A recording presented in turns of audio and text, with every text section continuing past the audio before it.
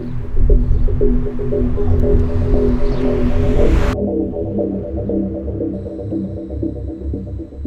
morning we woke up with a lot of disruption in various communities across the city in particular.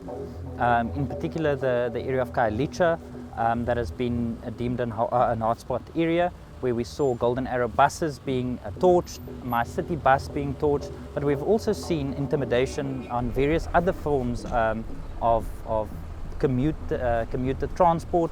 But ultimately, it's the criminality that to me is a big concern. We have engaged the leadership of Santaco on numerous occasions. The reality was that today and tomorrow would not be a strike. It would have just been a shutdown where services would not be rendered. And what we've seen is the criminal element coming to the fore when it comes to today in particular. So what the law enforcement agencies have been doing, and I don't want to go into details of their deployment and operational plans, but the operational plans have been upped. We are focusing on the hotspot areas in order to ensure that we keep commuters safe. I've seen him ditch off the bus. What I've witnessed this morning was just, somebody called it Thuggery. It's just domestic terrorism.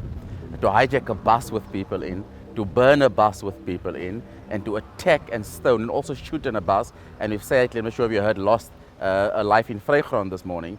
It is just unacceptable. It is lawlessness at its highest form, and we cannot condone it.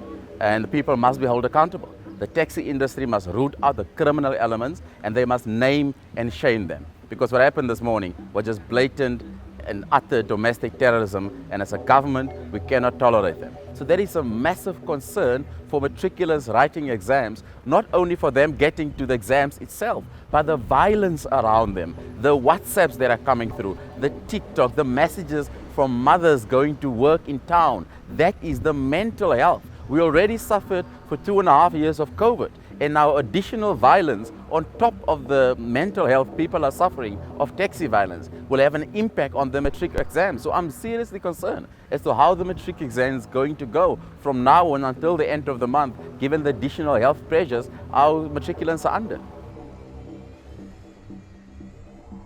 Not being able to write is something that actually puts you off, because they are studying hard, and after that a strike.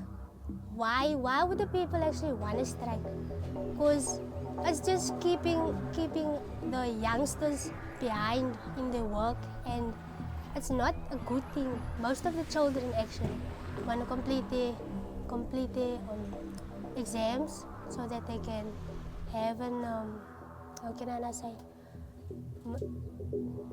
So that they can get a better job opportunity, and by not coming to school and not writing, it's going to be a difficulty.